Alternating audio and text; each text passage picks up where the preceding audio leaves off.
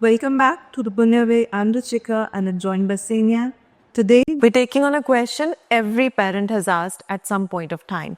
Do kids really have short attention spans? Well, I would like to challenge this idea because here at Punnya, a number of times I have seen children sitting very still and focused on their work. And I'm not only talking about older children, I'm talking about kids 2 to 3 years old at times who were glued to their work. Maybe children don't have short attention spans. Maybe we as parents or sometimes educators put them in the wrong environment. That's a powerful thought. What makes you say that? Well, primarily the fact that I have seen how our teachers create environments that later on enable our students to perform, to focus, to do their work with full attention on it. And I'll just give you an example of a recent activity that we did in our school, where teachers have organized a sitting area, tables and chairs outside in the nature, and kids were invited to sit, and they were spread out very nicely. Again, they were not cluttered. Everybody had some space. Teachers played beautiful music, like beautiful calming music in the background. And what we all were observing is that our kids were sitting very still, very focused, barely communicating with each other, just glued to their work. They were doing some arts and crafts work on that day, but they were like, I've spoken to children after this activity. I noticed they all had such a good time doing whatever they were doing. They were like gluing some paper to the pots, and they were putting mud inside those pots and adding seedlings into it. So what I think kids genuinely had a good learning experience that day because they were uninterrupted. Teachers were just sliding around them, guiding, watching, mentoring them. They were not doing the work for them.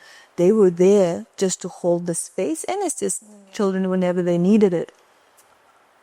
And that's one of the examples. To be honest, you see this all the time in our school.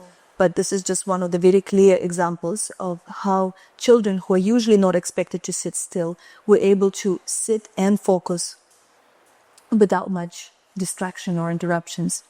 So, what I understand out of it is if given the right space and environment, kids do sit still. They do have attention span and they do listen to what teacher or a parent is instructed for that matter.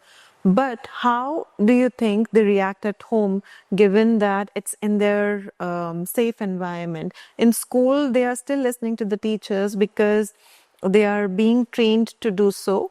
But at home, it's more of their comfort zone. So how would they react to that? Exactly. There's a stark difference between how children behave at home and how children do their work at home and how they do their work in the school setting. So for all parents who think that their child is absolutely wild at home, we see completely different children here in our classrooms. It's partially due to the environment. It's partially due to the fact that children know how to behave in a school setting.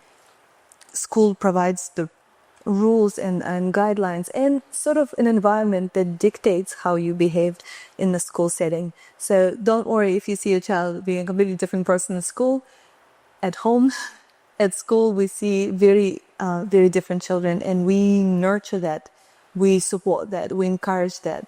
So children are innate learners. They are actually born to love learning, to enjoy discovering new things, creating new things.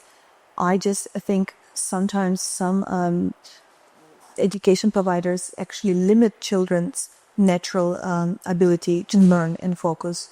And we do a complete opposite of it here at Punnya. We support, we encourage a learning environment where children can focus. Beautiful. Thank you, Ksenia.